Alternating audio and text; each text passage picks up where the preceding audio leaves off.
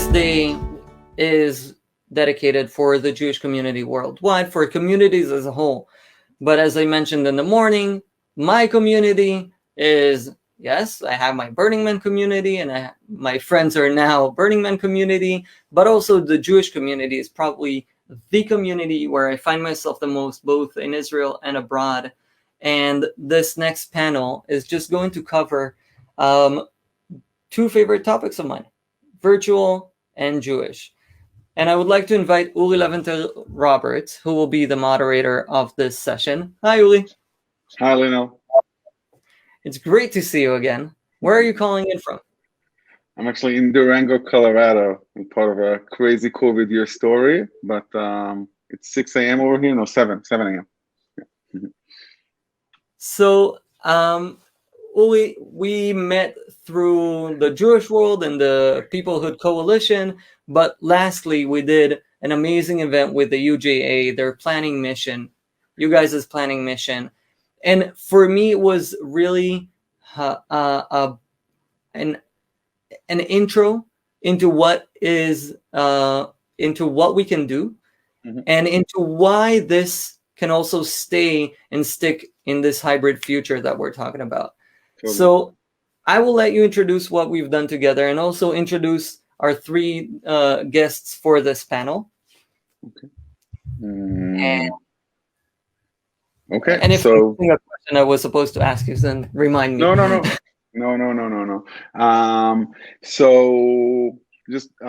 So hi everyone. Good to be here. And thank you, Leonel and Merachok, for all the work together and for inviting me to speak here today. Was very happy to do that.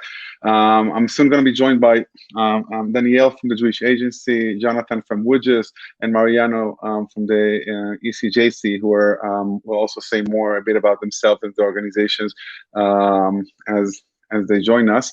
And maybe before and you know what, maybe I'm happy, Maya, if you want to put everyone on stage, right? Thank you.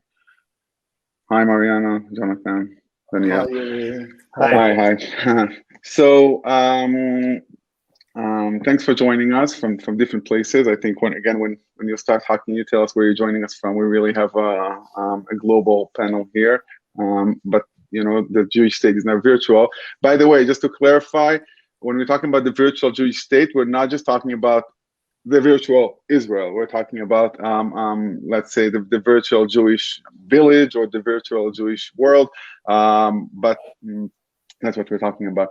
So the first question I'm going to ask, but before and I'm going to answer it myself first, is I'm going to ask you about what you and your organizations have done this year during COVID in the virtual space, using those technologies. And first, I think it'll be good for our audience to just hear about the inspiring things that each of you and your organizations have done and how you used it and what you learned from it.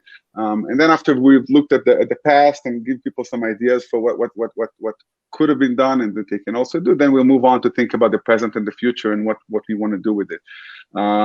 But as we say in Hebrew, na'eh doresh na'eh mekayem. Before I let you answer, I'm going to say a few words about what I and we at UJA have done with Merachok, which was really, as Leonel said, was so inspiring. So I very recently, about a month ago, I stepped down from my position as director of the Israel office for UJA Federation of New York. UJA Federation of New York is the main community philanthropy organization of the Jewish community in New York. Some might say that the main organization of the Jewish community in New York. As I said, it's a philanthropy, has about 50,000 donors, 400 staff, and allocates some $150 million a year in New York, in Israel, and all over the world. And I, for the past 8 years, I led our Israel office.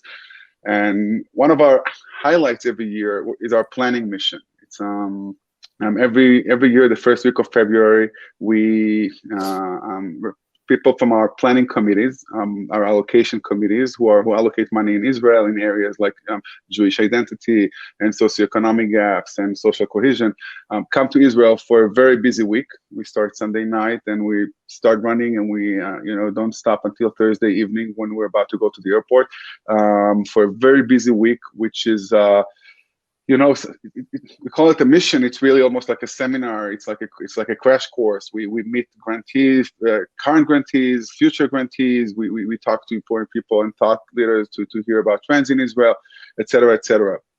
And when COVID hit, it was clear to us we can't come physically, but we still wanted to do it. And we saw that different organizations, were doing their missions, would do like a series of events. I think maybe Daniel will talk about this model, or one day, half a day, or a couple of hours, whatever fits the organization. And we, again, I think we were crazy, but thank God it worked. We said we're not going to give up on doing like a 4-day thing. So we really had people like save on their calendars. We gave up on the Sunday, but we did like Monday through Thursday. New York time, it was like, please block from 8:30 a.m. to 2 o'clock in the afternoon. Monday, Tuesday, Wednesday, Thursday. Dedicate your morning and early afternoon to us. For us in Israel, it was like every day 3 o'clock to 9 o'clock. We're with the mission, and we looked around, thought who we can do it with, and we were really excited when we found Merachok. Credit should be given that it was actually the ECJC conference that created such great buzz on social media and different places for the conference and for the work of Merachok, that it really made us feel like they might be our partners. So that it's nice to see how the flow between the events, and we decided to go for it together. We worked really hard. I don't know if I imagine others will share this experience, that now I can say it's not a cliche. It's more difficult. It was not less difficult to plan an online event than to plan a physical mission. And trust me, planning a physical mission, and Daniel knows that, is a lot of work. The buses, the food, the rooms, the vegetarians, the allergies, all of that is a lot of work. And we realized that, and we thought, okay, this is just like online, just the sessions and the speakers. But it was a lot of work. I don't know if it's more work, but it was new for us. And our team in New York and in Israel, we all worked together. It was interesting to see that because it was online, it kind of like democratized the planning process, because usually there's some things that only the people in New York can do with the lay leaders in New York, and a lot of things that only the people in Israel can do on the ground. And this time, because there was no on the ground, everyone was planning together. So I'll get to the end in a second, but we worked really hard. And I have to tell you, the night before the mission, me and my partners were just thinking like, let's just hope it works. We really didn't know. We were hoping for something okay. We were hoping things will not crash. UJA itself had some positive and negative experiences over this year with huge virtual fundraisers. A huge event where a lot of money went into, and systems crashed last minute. I'm sure it can also happen. But of course, many other successful events. And so we went in not knowing what to expect exactly.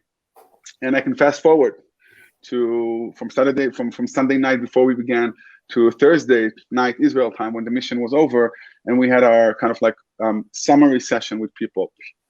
And I'll just, again, there's an expression in Hebrew, mivchan hatotza'ah, like the test of the result. It's a way of like the Israelis, like when you look at the result, like what happened, and just the feedback we got. We had one woman who said, last year I came on the mission for the first time physically, and it was such a great experience, and I was so much looking forward for coming again this year. And then COVID came, and I was like so disappointed that I can't go again. And I said, okay, I'll join this online. It's not going to be able to beat that. And she said, and honestly, she said, actually, this was a great experience, and it was as inspiring and as deep and as meaningful as the one last year. She said, of course, I'm waiting to go back physically next year, but I have to say, as someone who went physically last time for the first time, and this was my second ever, hoping for it to be better, it was. We had a young lawyer in his 40s, I guess, who said, this whole week, my colleagues have been asking me like, what are you doing this week? And he said, well, I'm in Israel this week. And they said, what do you mean you're in Israel? And he said, they couldn't understand, but I really was in Israel.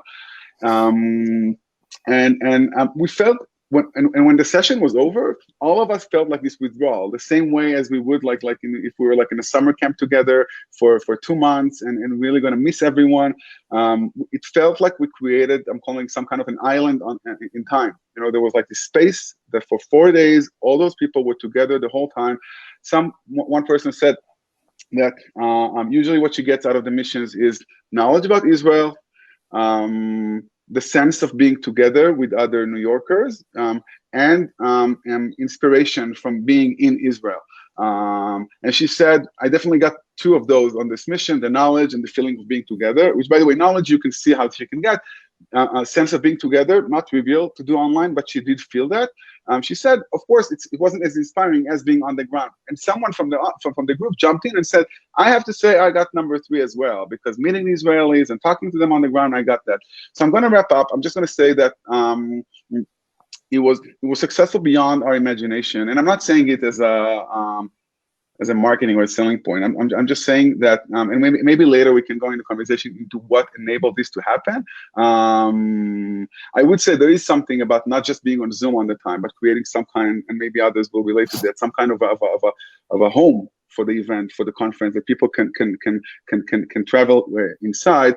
That felt for people that there was a space where they were for that week. Okay, so I spoke. I said everything I had to say. So I'll go with you first, Danielle, and I'm going to ask again each of you to, when you began, just to say what about yourself, or what about your organization, and kind of like tell us what this past year has been for you in this context. Thank you, Uri, and nice to meet you, Mariano and Jonathan. So I work for the Jewish Agency in our Jerusalem office in Israel, of course, and it's lovely to see Uri after some months of not seeing you. But we used to be neighbors in the building, and then COVID came, and now we're no more neighbors, but maybe sometime again in the future. So I work in the Jewish Agency in our FRD department. So that means that when we speak about the virtual space, the main way that I needed to adapt to the virtual space was, how do you engage with donors, with foundations, with communities? How do you create a mission-like experience, this moving, stimulating, inspiring experience in which you have donors that come to see on the ground the work that your organization, that their philanthropy is enabling? How do you transmit that now to a virtual space? I'll also say that, beyond the work that I'm engaged in, the Jewish Agency being such a huge organization, the largest Jewish organization in the world, really, it had to deal with this question on so many levels. How do you do it with, young adults that are trying to be inspired through a Jewish summer camp across the FSU? How do you do it with partnership communities? How do shlichim transform their work to being in the virtual space? And also, how do we engage with our board members? So everything from doing summer camps online to hosting Idan Reichel for a concert, really with hundreds of thousands that joined on Facebook Live, working with our board of governors, and then specifically the work that I was engaged in, which was, how do we do these virtual missions for our donors, for our partners?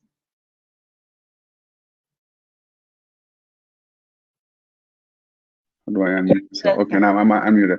Okay, thanks, Danielle. I'm just going by the order on my screen now. So, Jonathan, if you want to go next. Sure. So, first of all, thank you for introducing this panel very well. I think of establishing that there is 2 different steps on how it was and how we got to realize there is a situation with COVID that most organizations need to react to quickly. So my name is Jonathan Braun. I'm the president of the World Union of Jewish Students, which is an organization that represents Jewish students all across the world in over 50 countries, a total of over 800,000 students. And for us as well, even if you can think the younger generation adapts very quickly to online and of the usual grounds events, it was very challenging to adapt, because most of what we do is creating a new generation of leaders, innovating with them, educating them through seminars, workshops, etc., that we usually do either in Israel, either in other places. But there is this sense of bringing everyone together, connecting them, creating this network, those shared experiences, etc. And so very quickly, the network that we are responsible of, the students groups all across the world, were facing different situations on each different country, and sometimes even within different regions. France had some restrictions for people, where Germany had reacted differently and Australia had reacted differently, etc., etc. And we can see now, while Israel is going back to universities and classes, some are still stuck in long lockdowns and quarantines.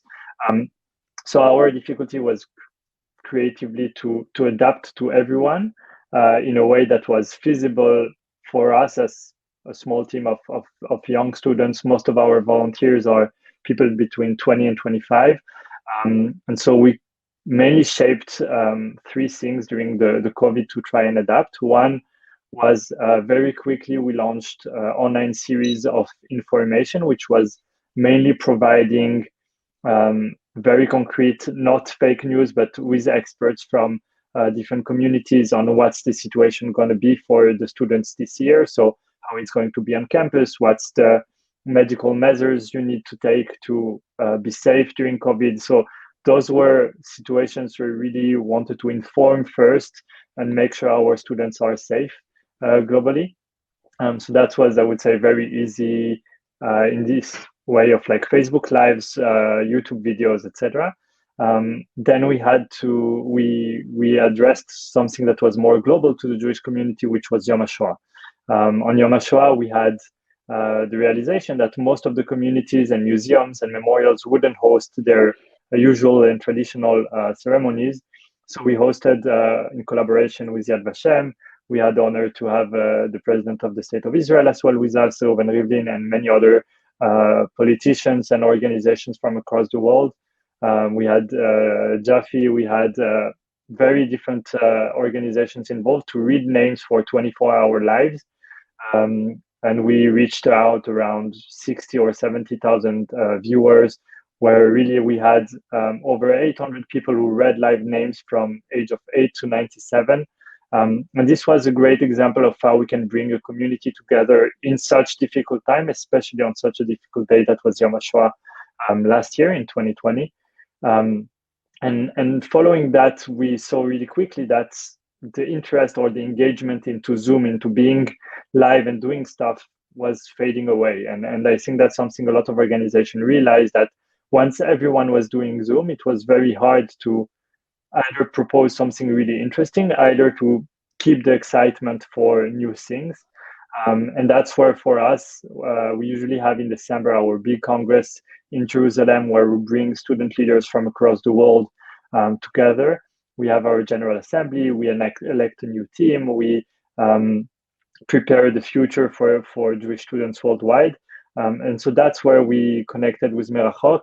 It was also shortly after the ECJC conference that we got feedback from, and was very interesting to follow for some of our students as well.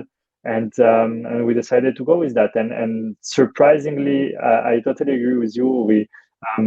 It is very challenging and very tiring to organize something live, even if it doesn't seem like it.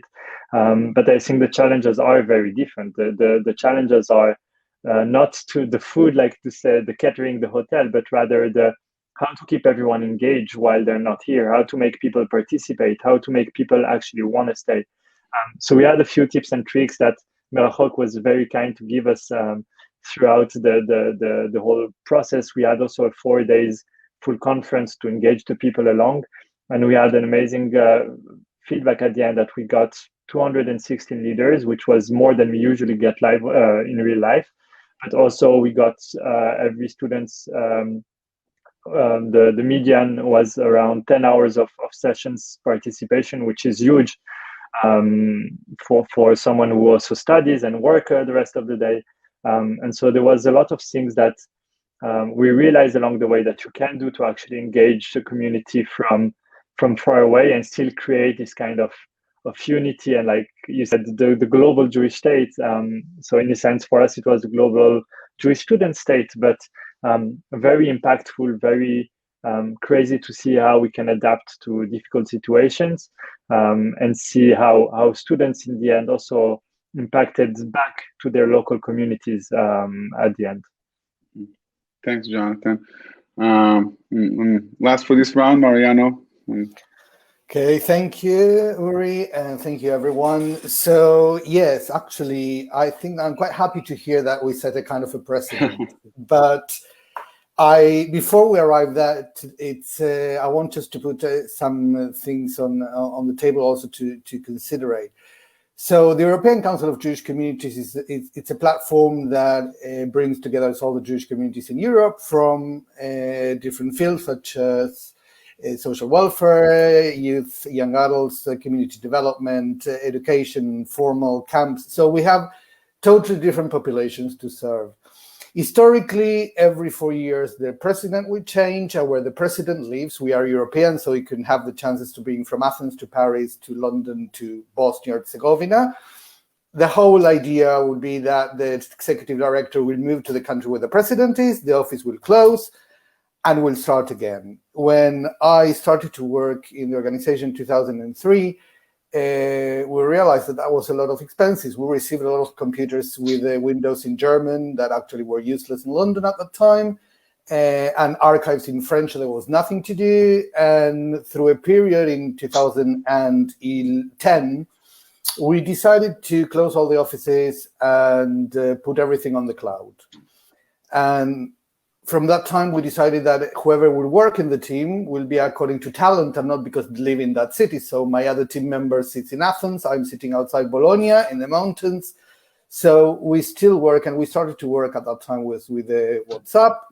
And Zoom was very occasionally used. When COVID hit, we are a service-based organization. We do between 6 and 10 conferences in person every year, each one in a different city. How can we show that we are relevant? We depend on membership fees, so countries will only pay membership fees if they get what they expect for. Well, we realized there were two different voices in the corridor. One was, let's close everything and let's wait till COVID finishes, because it's an issue that after Pesach everything will be okay. We are talking Pesach before, and we were being very optimistic at the time. The other one, and that I was leading, was we have the chance right now to show even more why we are relevant. So we change, instead of doing the person events, to try to contact everyone, to show them we hear you, we are here. And at the beginning, everybody was baking challah everywhere in the world, and we were spending time in Zoom. And actually was quite therapeutic at the time, because people could feel contained, in the virtual world. But we had our big event for leaders that we do every November in a very different city. And actually, COVID hit me when I was coming back from signing the contract with Athens, where we chosen the best terrace to have a cocktail for the leaders, seeing the Parthenon all illuminated. And we need to cancel. So what we do, working in this field, the people that know me, they know that I'm very pessimistic, but in parallel, I am a dreamer. So if we go, let's go for the best thing that we can do. And we started to think, no, if this would be the virtual thing, let's try to think totally different. Let's not do the same in Zoom. Let's think what it would be extremely important, because we are producing an event. We thought that we're going to have 250 people. And we realized when we started to create the program that actually was entertaining. We had 750 registrations. We had live 690 households from Paris, central Paris, to, again, Bosnia-Herzegovina, Romania, FSU. We have people in the States, and we need to create a program that entertains everyone, keeps everyone engaged, and actually that is also relevant, because, if not, we can offer it Netflix and everyone can go and choose whatever they want. And we decided to come with the most ridiculous things that we considered at that time, like being in parallel in 7 different European cities and do a guided city tour And here it comes Merachok, because not only they showed us that they know the field, but they learn how to put whatever we wanted to do in the format that needed to arrive to the people. And we felt extremely sure through the whole process. And we were lucky on one side because we managed to have a great program. By the way, we're already working for November this year. We have the second edition, and it would be even better than the first one. So everyone is invited, and of course, it's going to be that by Merachok. But the key thing is, trying to lead the virtual space for a Jewish community, you need to be creative, but you need to have the support that can guide you through the new formats. You can know a lot about Jewish communities, but, if you do not know how to make arrive your knowledge, it's wasted. And we were very lucky that, we interviewed Lionel. There was immediate chemistry, and we managed to do it together, a brilliant summit.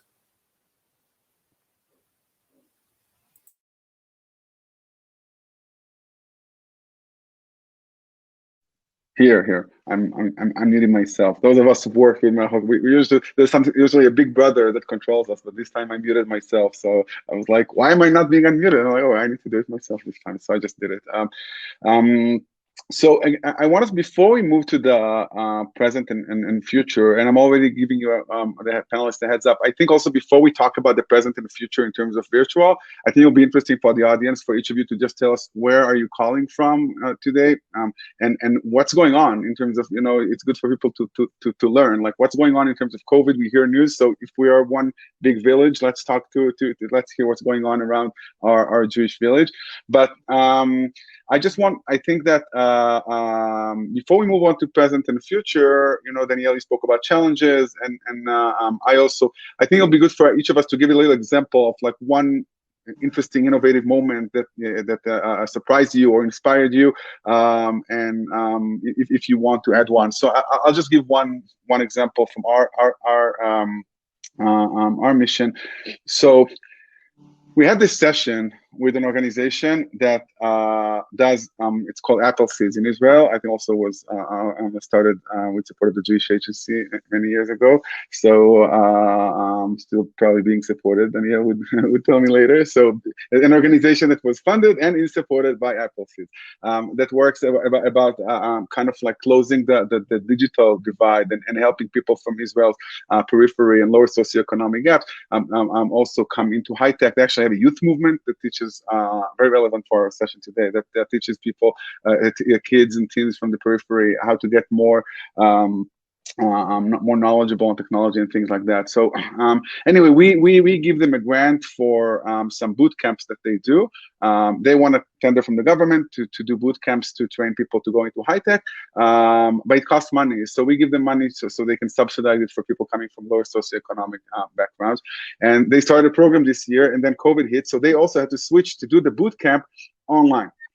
So our session was, we had 15 New York lay professionals and lay leaders, that's our work for donors, lay leaders, sitting, watching. And then we had Daphna, the director, and her staff moderating the panel. And we had two participants, one from Kiryat Shmona, one from Akko, who joined the session. Like, they're participating in the boot camp.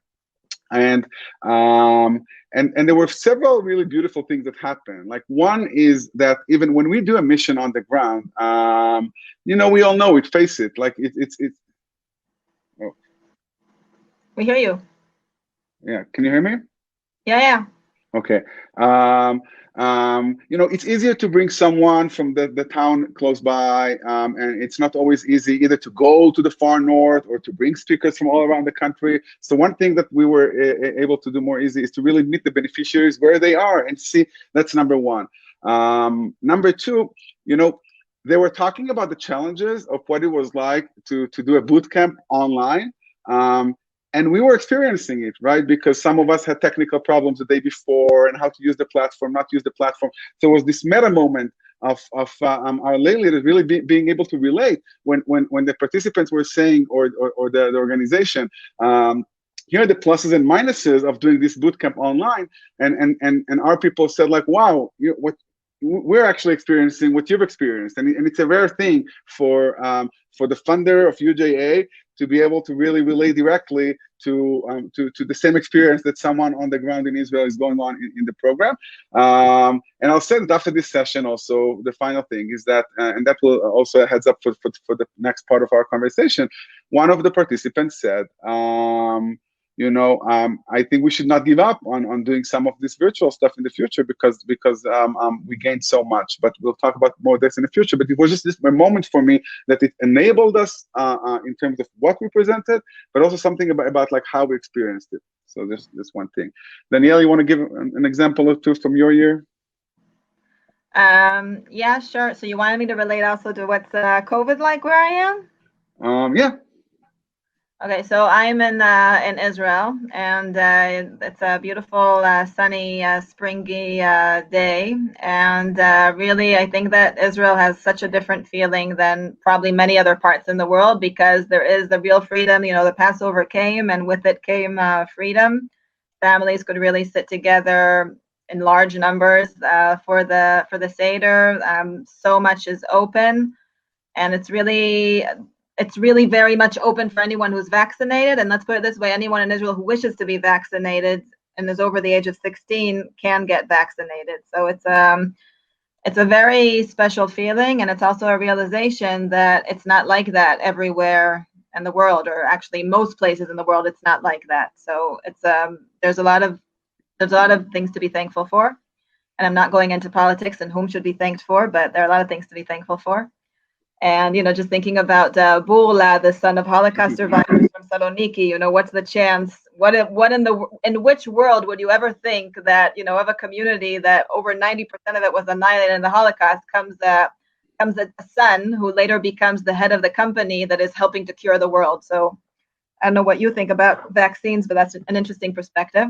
And, from our experience, I can say that we've done different, and just from my experience, we've done different series of missions. So, it's amazing that in one span, in 1 week or in 3 weeks, you can have people visit Johannesburg in South Africa, Rome and Milan in Italy, and then, fly to Berlin and go to Ethiopia, just in a very short span of time.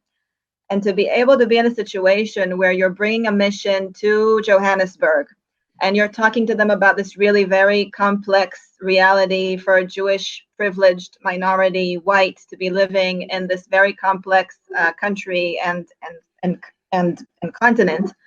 And then you have visiting with you virtually ladies that left South Africa years ago. And here they are meeting with a band that came together especially for this visit. And the band is comprised of Jewish musicians and of musicians outside of the Jewish community, and they're playing live songs that these ladies remember from their childhood, and they're singing them today to their grandchildren as their goodnight songs. And it's all happening, in this virtual space at the same time, people coming in from, different time zones, which is also a challenge in itself. I can't tell you how many times I've done missions at 1 a.m. or 2 a.m. I don't like that experience at all. That's a definitely downside. But to be able to bring people together in a way that's so emotional and so real, and it happens virtually, I think that's very special to be able to do that. And we've had similar experiences. We had a shlicha that left Ethiopia as a baby, and there she is interviewing a mother and a daughter with their own story of leaving Ethiopia. And she's in New York, and the daughter is in Seattle, and the mother is in Israel, and they're all coming together on the screen with all these people from New York, and sharing this moment of togetherness with thousands of miles separating them. So that's amazing. Thanks, Danielle. Mariano, maybe again, tell us. I'm not even sure where you're calling from. And tell us what you're seeing out the window and what's COVID like there. I do have to say, this idea of the executive director every year moving to where the organization is sounds like a great job, but for a certain part of one's life. But tell us about where you are, what's like, and if you an example of something that was really inspiring this year. Okay, so first of all, it's already 12 years that I'm an executive director, and I moved by my own choice. I used to live in London. At the moment, I lived in Bologna, outside in the middle of the mountains in Italy. Here, the situation with COVID is not good. We are still in lockdown. We are forbidden to cross among the regions in Italy. If everything goes to plan, probably by the end of the year, we will get vaccines by my group age. So, still on that side. The good thing is that before COVID, I used to travel every week to a different community. And for the last year and a half, I've been wearing jogging and pajamas that I will burn the first day that I can travel. Now, one of the relevant stories that I have is, we were all talking about virtual. And for a period, virtual was the kind of when you have a tire punch and we just cover it till you arrive to the garage. So, Zoom was the kind of the place where we can meet. But what we discovered is actually virtual, you can still build community. And you can build community by offering, with respect and with creativity, the things that people like, they feel identified, and they can find themselves comfortable. So one of the things that I want to bring as a success is in the last summit, when I told you we had around 690 households, how can you let them network the 18 years old from Sofia with the 75 from Rome? So you all know Hopping, and you know that we have the network places. So we decided to create, as a shopping center, a kind of like a bar area where every bar, by the image, would call it different people. So we have the King David, that it was for presidents of communities. We had the King Solomon's, that it was for chief executives. We have the Eliezer Ben Yehuda for people that wanted just to meet and talk Hebrew. And we had different kind of bars. So without being forced and without being a banzer, we had different places for people just to try to find their smaller community in this big virtual world. And of course, during the 3 days event, I could not sleep during the days. And to my surprise, I just logged in around 4 or 5 in the morning to find that there were 50 people just chatting in the lounge. And it ends like being, when it ends, you feel like what you were saying, the blues that everything ended, and it's but it was something that really encouraged us, and we did even after another event after that. Okay, Jonathan. Yeah, so I'm calling not from so far from Mariano. I'm currently in Geneva in Switzerland. I would say as what's happening now in Switzerland, it's honestly a between Israel and the rest of Europe, because the cases or the situation in the hospitals is not great, but Switzerland never went into lockdown since the start of COVID. The worst scenario was closing of restaurants and shops, but you could always go outside, walk to the mountains, go to the lake, or just run outside in the forest, etc. So this kind of full lockdown we didn't see or feel as much. I would say the Swiss are very taking responsibility on themselves, where if the government say you should stay home but you can't go outside, most of people will stay home, which is why that's the situation that was able to stay as open and as free, that whenever you feel you really need that break to go out of the house and take some fresh air, you can. And I know it's a privilege not everyone in Europe can experience. So I'm very grateful for that. And luckily here, I would say most of the people I know were not too much hurt by the COVID. So again, very lucky and privileged on that. So hoping it goes well, but my dad is very joking on that he's going to probably go to the age of the vaccine before the vaccine comes to his age group. And he's quite a young dad. So I don't know how quickly we'll see the end of it here. But other than that, just I want to go again on what Mariano mentioned. That was, I think, absolutely right. The fact that you can create community online is absolutely one of the most important thing to keep in mind when you do something online. And for us, if it's a bit younger as well, but we had also people like staying late on those breakout rooms to chat. But for me, one of the really amazing experience to see was that a lot of the youth took responsibility for the elderly community that was at risk. We were training, as the World Union of Jewish Students, were training a lot of small groups of students across the globe to do a hotline for elderly people who were alone, to provide delivery of food and medications for the ones who were at risk. A lot of Holocaust survivors as well, who for whom it was difficult to go outside and very risky. Often not so many family close enough nearby to be able to help. And so the number of young people who took days and months to do lists of shopping, take the car, go shop and deliver hundreds and thousands of elderly people and people at risk was absolutely wonderful to see. And for me, that was one of the most, I would say, impactful experience when it came from this training online and actually becoming something part of the community on the real ground. So that's for me was the most, I would say, vibrant experience since COVID. Okay, so I'll just and the global report. So as I said, I'm calling in from Durango, Colorado. I'm not from Durango, Colorado. I'm from Tel Aviv, Israel. But Daniel spoke about Israel. But being the one in the U.S. right now, so I think the U.S. just a couple of days ago passed the point of more than 50% of people ages 18 and up getting their first dose. It's interesting when COVID began. You know, Israel at the beginning, Israel had it before the U.S. So you know, we went into the first restrictions happened in Israel before they came to New York, and the first lockdown.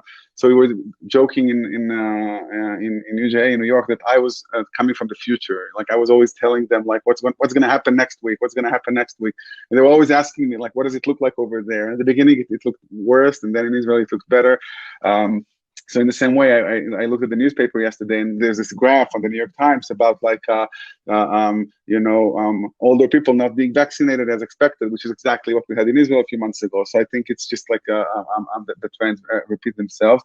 I know that New York specifically was really badly hit. A lot of people left the city. You know, restaurants and nightlife and shows is kind of like the essence of the city, and it was all closed. So it was very sad. This is the word people use, like it's been sad, but it's been slowly coming back. I will say, and that's something I can also say from here in Durango, there's been a lot of movement. You know, a lot of people like some people left the big cities to go to the countryside. Some people moved from one state to another, and it remains to be seen how many people are going to come back to where they were, how many people are going to stay in their new places. So now we're gonna turn over to really like the hybrid is the new normal, and I want each of you to share with us what are your thoughts personally and organizationally about what happens next in terms of and I know that in Europe and other places, some places will have to stay virtual for a while. But I think we've covered the virtual. I think that like as we think about moving to a place where we don't have to be virtual, we don't have to be virtual. What are you thinking about taking with you from this year and keeping, and how do you combine? And I will start again with just like for UJA, for example. UJA is a lay-driven organization. It means that it's the donors, the volunteers who are really the decision makers. There are a lot of committees, both for allocations and for fundraising, for where the organization goes, and kind of like the pulse of the organization, the beat of the heart is like, and those of you who've been in New York, and I assume it's the same in many other organizations, is those meetings. You know, people coming in and out of coming into the meetings and meeting for and to make decisions, and this thing of coming into the building is a way of engagement. But then now during COVID, we saw that people could not come to the building, and everything was okay, and big decisions were made, and actually UJ has done outstanding things in New York and Israel and other places. And you know what? If someone is in Long Island or Westchester or the city, it's no longer an issue that they can commute, they cannot commute, they can come in, they cannot come in. Everyone can be around the table. And there's a big question, like, what do we do now? And it's not an easy question because, first of all, as I'm sure some of you definitely on the panel and others in the audience have experienced, I've been working on Zoom from Israel to New York for many years. And as we all know, when everyone is in the room and you're the only one joining by Zoom, or let's say like 80% are in the room and 20% are joining by Zoom, it's a nightmare, mostly for those on Zoom. You know, it's really difficult to feel the room and be part of the room. All of that was solved when everyone is on Zoom. So what do you do now if you want to allow some people to come in from the remote? How do you manage that? And I know Lionel and his team, they have some thought about that. They're going to show it maybe later. But also, what's the value of the physical participation, right? Like, do you really give up on that? In the past, it was kind of like a way to measure someone's like seriousness. I don't have the answers. I'm just saying these are some of the questions. It's clear to everyone that we cannot lose on the potential that the virtual gave. And also, I know Danielle and others, they work a bit on fundraiser and resource development. And I can tell you at UJA, there was a lot of fear at the beginning of a drop in fundraising because we can't do physical events. But actually, during the spring, the first lockdown, it actually was okay because people stepped in and there was a big crisis and people wanted to help. But the question is like how long can this last? So maybe, Danielle, you go first. Some of your personal and organizational thoughts about the hybrid in the future.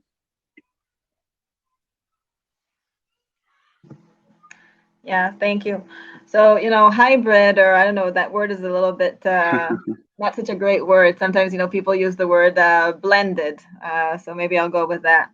So I think that, going into the future, there's so many things that, you at this point, you think that you can't go back, right? Like people, who wants to come into the office anymore 5 days a week, for example, who wants to deal with the traffic 5 days a week? So some just for those reasons of convenience, but far more than that, really for the reasons of how do you succeed and bring people together from these diverse geographies in a way that is obviously much more cost effective, much more friendly for people that, whether it's people that are older, that have some sort of, disability, physical or some sort of illness, or people, that just can't get away, somebody that has, a little baby, or, they can't go away for a long period of time, or they need to be at a different location. And also for, pre-events, follow-up events, how do you bring in, wider circles? You're doing a conference for people that can participate, but, you want to include maybe a wider circle and some sort of, pre or post event. So we know for sure that these blended experiences will continue into the future, whether they're for educational purposes or for engagement and, donor cultivation experiences. And I think that donors really want to have that experience of, being together and being inspired, but we're seeing more and more that even if you're older and not technologically savvy, you can be very moved also by an online experience. So we definitely see this going into the future. And the future also tells us that we need to just keep getting better at it, and also setting perhaps some ground rules, because I don't know how many of you want to do different work experiences at 2 a.m., but I, for example, don't really want to continue doing that too much. Thank you, Danielle. Mariano? So in the meantime, what we are doing is we are giving skills to the communities on how to operate in the virtual world till the moment will end, or we can already declare the end of the pandemic. We as Jews know drastic changes. After the temple was destroyed, a whole new Judaism came around. We have rabbis, we have synagogues, and we have a diaspora.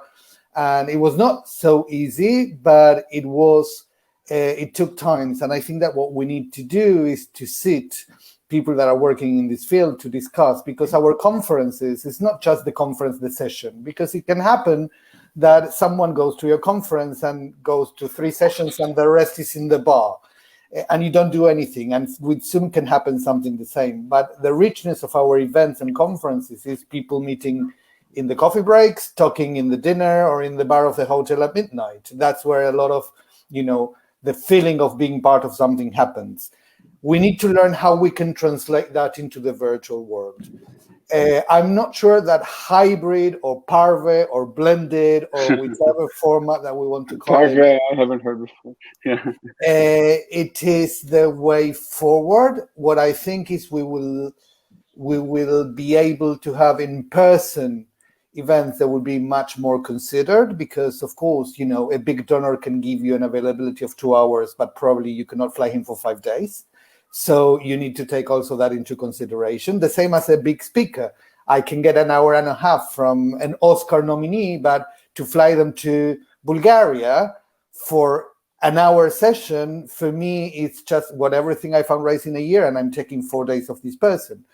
So we will need to see how we set up the new rules to operate.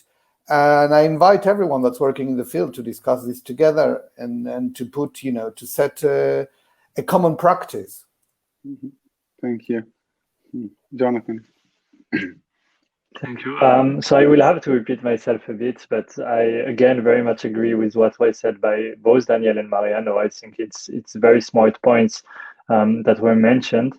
But I want to highlight one point that wasn't, which is the mental health of people on long time online and not seeing people. And you can see, we see here at our work that students' mental health is decreasing very strongly, and that we have more and more issues of students facing very strong difficulties because they're locked down on campuses or far away from anyone else, not having university life, or just having moved to university and not being able to meet anyone in a new city, these kind of issues.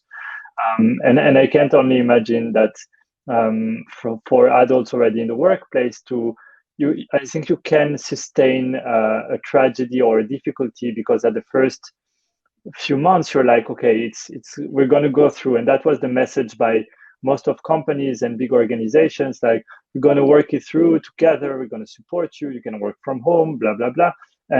But at the moment you reach that point where the mental doesn't follow, because there is no excitement, and there is a struggle also you don't have new opportunities, new challenges, new encounters, that those discussions at the bar that make you discover new visions of life, new opportunities, new things. And I think that will be the main challenge with that Parve events that were just mentioned. But and I think that will be the main difficulty. I think it's very probable that a lot of organizations will reconsider a lot of the not so important stuff to stay online. Those meetings where you fly everyone in for a few hours, those high expenses that are maybe not worth it.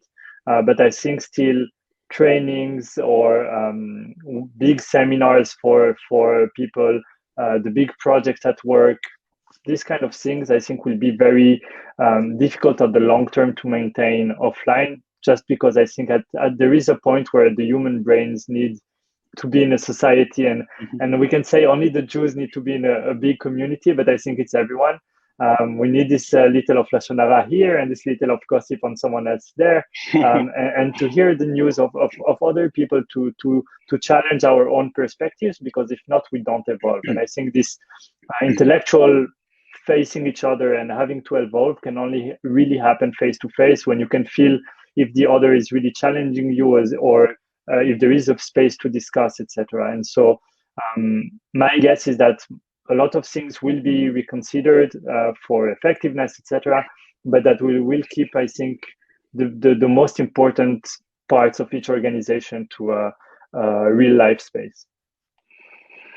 Thank you. So I want to invite Lionel back on stage. And before I hand it over back to you, Lionel, I have to say that to thank the panelists. I really think that even like this last round, which wasn't so long, but actually you each really gave really important points. And really, Jonathan, thank you for what you said. We all celebrate the online so much. It's important to remind us that the downside and what's missing. I will say, just for me, before I hand over to Lionel, I have 3 kids, and 9, 7, and 4, and when they want to hear a certain song, we just play it on Spotify, and they're not used. Like, we're telling them that when we grew up, you couldn't do that. You couldn't just like think of a song and listen to it. You had to either record it from the radio or buy the tape and find the place and the sides of the cassette and this and that. And I'm just thinking that again, Lionel will summarize, but talk about normal. It feels normal to me right now that I'm able to speak to we're 5 people in different points on the globe, and we look at each other, and even like during the Zoom, we look at each other. We feel like we're looking at each other's eyes. I'm not saying it's perfect, but it's really remarkable. With that, Lionel. So first of all, thank you all. I really enjoyed listening. This is the reason why I didn't want to moderate. I wanted to hear you and what you had to say. And thank you for the kind words about our work together. I really appreciate it. And I'm curious. I want to make all of you one last question.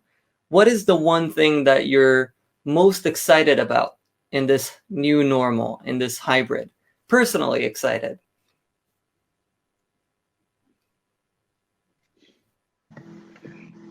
I will say that, to follow up on what Jonathan said, that this new normal and this working in the virtual space can really be very meaningful also. And in some cases, it can change the course of the life of a community or of an individual, because there are definitely ways to give help and assistance, online, whether it's urgent or whether it's long-term.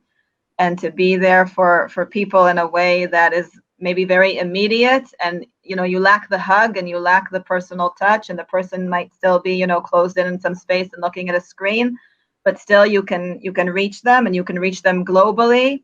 And like Mariano said, since the destruction of the Second Temple, so the Jewish people has gone through change after change, and this is another one of those. So being able to know that we can actually save even people's lives in this virtual space, beyond everything that we're talking about, fundraising and bringing communities together.